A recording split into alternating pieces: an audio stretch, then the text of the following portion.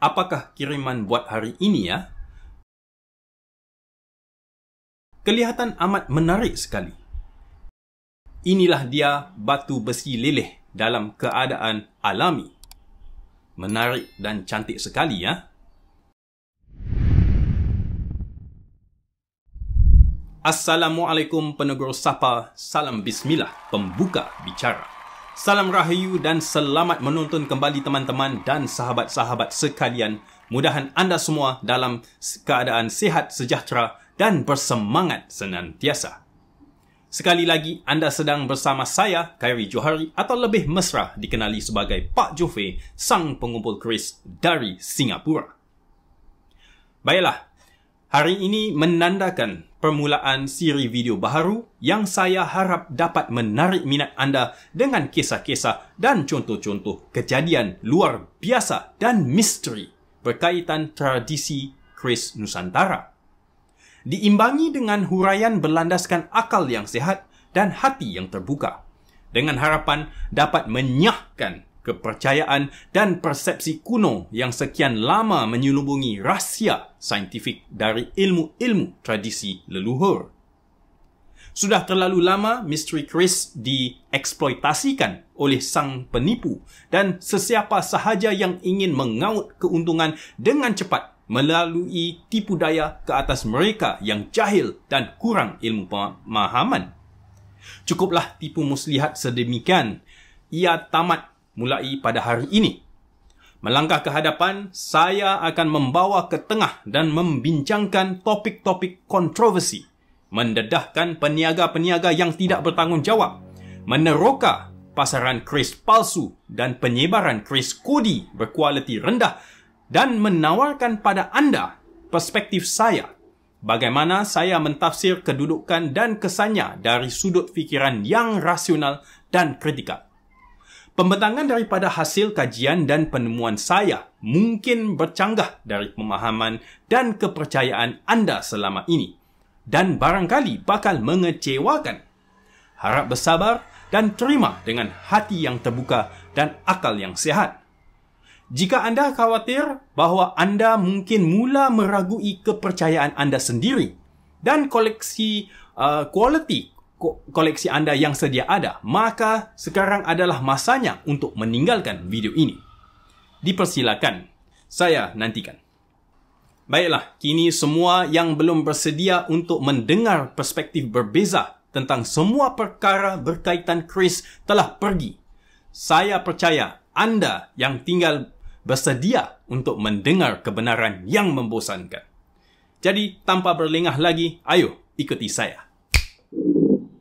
Beberapa hari yang lepas, saya menerima kiriman yang sangat istimewa daripada seorang sahabat baik saya, seorang yang lebih berpengalaman dengan tradisi dan budaya bahan alami yang dikenali sebagai Lek Lai di rantau ini. Dalam bungkusan ini, saya menerima 2 contoh spesimen Lek Lai yang setakat ini mempunyai bentuk yang unik dan berbeza. Apakah sebenarnya Lek Lai itu? Melalui perbincangan bersama mereka yang percaya kepada aspek mistik bahan ini yang dikenal pasti sebagai Lek Lai, mereka tegas dengan keyakinan yang amat tinggi bahawa Lek Lai adalah unsur logam yang hidup dan berupaya meningkatkan daya intuisi seseorang dan yang membawanya bersama. Dan dalam situasi tertentu yang mengancam nyawa, jiwa dan raga, berupaya memberikan sifat kebal fizikal dengan serta-merta, yakni bermaksud seseorang itu menjadi tidak lut kecederaan fizikal. Namun begitu, aspek penting yang diingatkan mereka ini, sebelum Lek Lai boleh mengurniakan sifat-sifat tersebut, ianya perlu diberkati oleh rahib Sami yang taat dan mahir dalam ilmu mantra dan sihir alam semula jadi. Kepercayaan dan amalan ini berleluasa sehingga ke hari ini di rantau Asia, khususnya dari apa yang saya fahami di wilayah tertentu di Siam dan sebahagian Tibet. Di Nusantara ini, Lek Lai juga dikenali dengan pelbagai nama lain. Contohnya seperti berikut: batu leleh, besi leleh, badar besi, Tahik Besi, Batu Bukit Nuri, Batu Tok Wali, Batu Sayap Kumbang dan seterusnya dan sebagainya, bergantung kepada wilayah daerah keberadaannya. Dialek wilayah memainkan peranan dalam nama deskriptif yang telah ditetapkan di situ. Dalam bahasa Inggeris pula, setara dengan nama Lake Lai, ia dikenali dengan nama goethite. Dinamakan sempena mendiang penyair dan pakar mineralogi Jerman dari awal abad ke-19, iaitu Encik Johann Wolfgang von Goethe. Secara amnya, komposisi kimia teras tanpa mengira di mana ia dijumpai terdiri daripada plumum trioksida, ferrit besi dan tahap penghidratan yang ketara, bermakna ia mengandungi molekul air. Lake Lai tidaklah eksklusif hanya diketemui di wilayah Siam seperti mana yang dipercayai ramai. Lake Lai ditemui di seluruh dunia. Tetapi sudah tentu wilayah peribumi masing-masing akan mempunyai tanda tangan kimia utama yang akan berfungsi sebagai pengenalan asas dari mana sumber asalnya wujud. Percaya atau tidak, Lake Lai juga telah ditemui di planet Marikh oleh probe peneroka NASA. Dengan bukti nyata yang hadir pada masa kini tanpa keraguan lagi dan tidak dinafikan, Lake Lai adalah produk sampangan hasil dari alam bumi yang nyata dan terhasil apabila syarat dan sifat yang diperlukan wujud. Terhasil secara semula jadi di dalam gua-gua dan poket-poket geoterma jauh di dalam perut bumi. Mengapakah bahan ini mencapai satu tahap kehormatan di mana di kalangan penduduk asli Nusantara? Sebahagiannya disebabkan sifatnya yang luar biasa. Ia bermula sebagai batu mineral yang keras, lalu berubah menjadi bentuk seperti cecair, dan akhirnya berubah menjadi logam. Peralihan transmutasi dari satu sifat ke satu lagi sifat yang lain, yang asing, bertepatan dengan catatan-catatan dari kitab-kitab kuno Dravidian dan Brahmani. Yang kemungkinan sesudah itu diserap ke dalam sistem kepercayaan Hindu dan Buddha. Untuk mengukuhkan lagi keyakinan terhadap bahan ini, kisah-kisah legenda dari kerajaan Patani dan Champa Langka dahulu tentang bagaimana Lake Lai digunakan untuk mengalahkan tentera pasukan penceroboh yang datang menyerang, seperti mana diceritakan Tok Dalang dahulu kala. Oleh itu, tidaklah menghairankan terbentuk kultus jemaah peminat yang kukuh akan mempercayai terhadap keberkesanan bahan dari alam semula jadi yang dikenali sebagai Lake Lai. Berkenaan dengan pegangan agama dan ketaatan, saya tidak akan mengulas tentang amalan dan kepercayaan mereka yang menyembah unsur alami ini. Walau bagaimanapun, saya akan menawarkan penemuan saya dari sudut pandangan sekular. Saya mengalu-alukan anda yang lebih berpengetahuan dalam subjek ini untuk berkongsi pengetahuan serta pengalaman anda di ruang komentar di bawah video ini. Bak kata pepatah Melayu, sambil menyelam minumlah air. Harap tekan butang suka dan langgan agar saya tahu anda mengambil berat dan minat isi kandungan video seperti ini. Sementara itu, berikut adalah beberapa kegunaan praktikal Lake Lai yang telah ditemui dan didokumentasikan. Pada lukisan gua prasejarah Perancis, pigmen yang digunakan mengandungi bahan Lake Lai. Dalam industri moden pula, Lake Lai digunakan sebagai bijih untuk mengeluarkan kadmium, iaitu sejenis logam berat sisa toksik daripada bahan-bahan perindustrian moden. Daripada dua contoh aplikasi ini, kita boleh menduga bagaimana Lake Lai berfungsi. Ia mempunyai keupayaan untuk menarik bahan toksik dan pada masa yang sama selamat untuk dikendalikan. Ia mengukuhkan lagi kepercayaan bahawa bahan ini benar-benar ajaib dan mempunyai manfaat semula jadi. Mungkin ada benarnya mitos mengenai Lake Lai. Hanya masa yang bakal menentukan dan mendedahkan lebih banyak faedah daripada Lake Lai yang boleh dibuktikan dan direplikasi dengan hasil yang konsisten melalui kaedah saintifik. Baiklah, saya dapat menjangkakan soalan seterusnya dari anda dan mengapa anda setia menonton sehingga ke lewat ini. Adakah wujudnya contoh-contoh keris alam Melayu yang diperbuat daripada lek lai? Jawapannya adalah ya, benar sekali. Memang wujud keberadaan contoh-contoh keris lama yang dibuat mengandungi unsur-unsur bahan lek lai. Terdapat contoh terhad spesimen bilah keris antik yang dibuat daripada lek lai. Bertahun-tahun dahulu, semasa saya masih baharu dalam bidang seni perkerisan, saya bernasib baik kerana ditunjukkan sebilah keris yang agak luar biasa. Ini adalah waktu sebelum berleluasa telefon pintar dan kemudahan mempunyai kamera di dalam poket.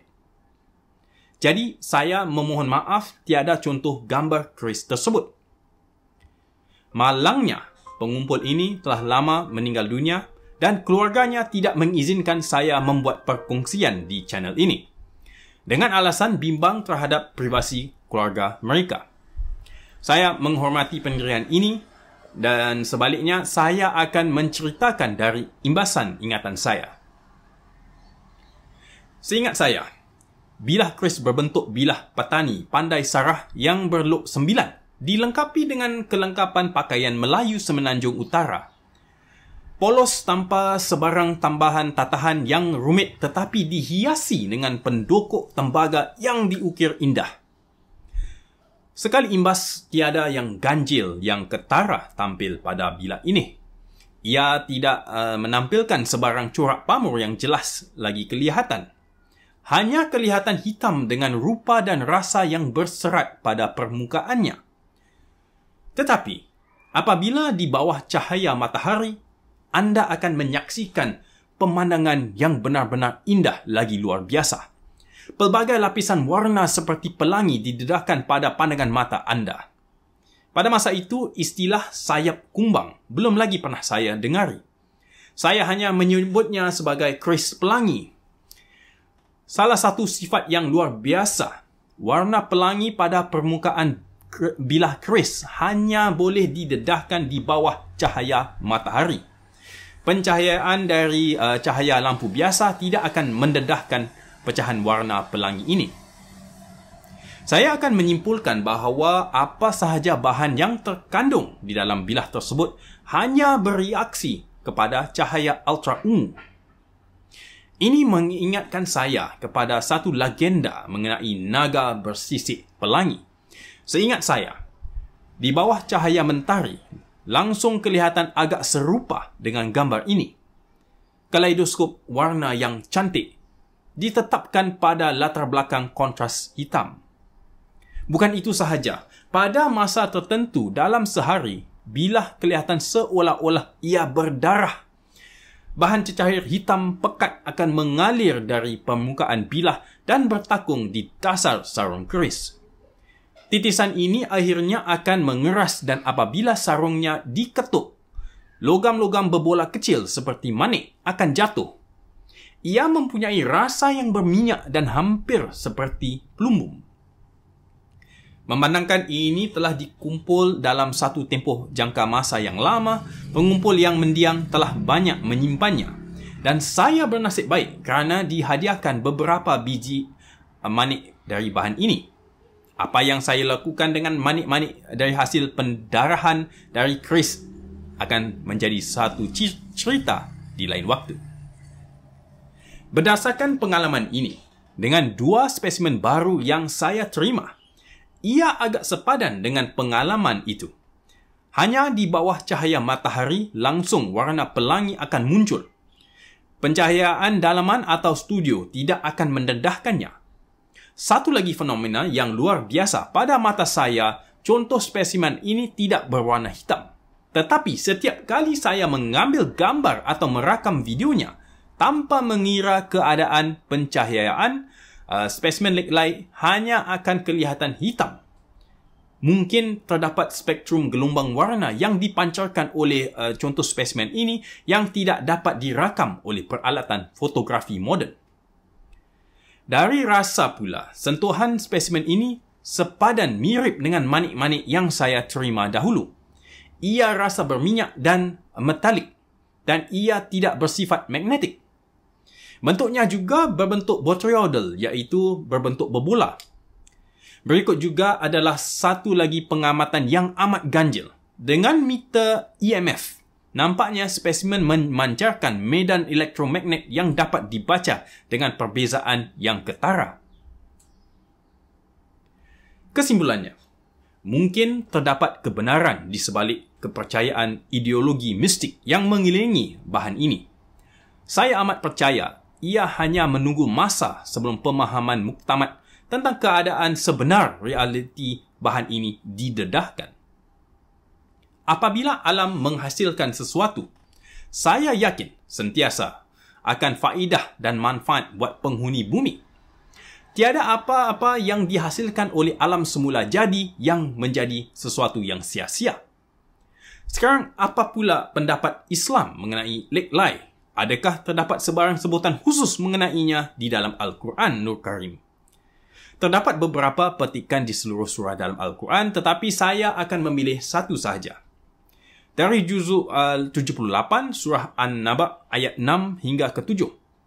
Allah Subhanahu wa taala berfirman bahawa Dia menciptakan gunung ganang untuk menjadi pasak agar bumi tetap tegak.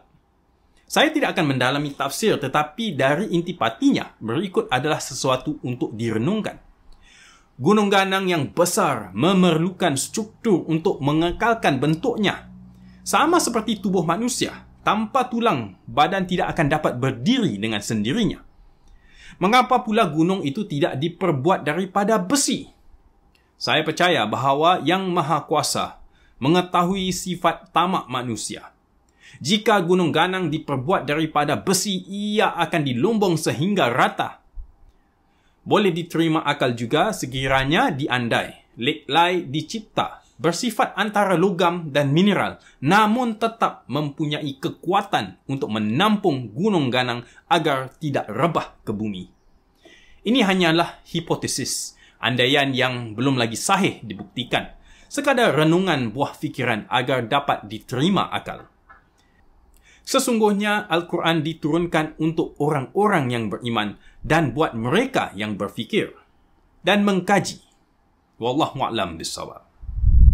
Baiklah, sampai di sini sahaja buat video hari ini. Terima kasih kerana sudi menonton sehingga penghujung tamat. Mudahan video ini menambah ilmu dan nilai buat anda. Dan juga saya berharap anda dapat mempelajari sesuatu yang baru dan bermanfaat dari menonton video ini. Saya mengalu-alukan maklum balas dari anda melalui ruangan komentar. Harap anda manfaatkan ruangan ini dan insya-Allah saya sendiri secara langsung akan membalas komentar dari anda sekalian. Sehingga ketemu lagi di video akan datang. Wabillahi taufiq wal hidayah. Wassalamualaikum warahmatullahi wabarakatuh.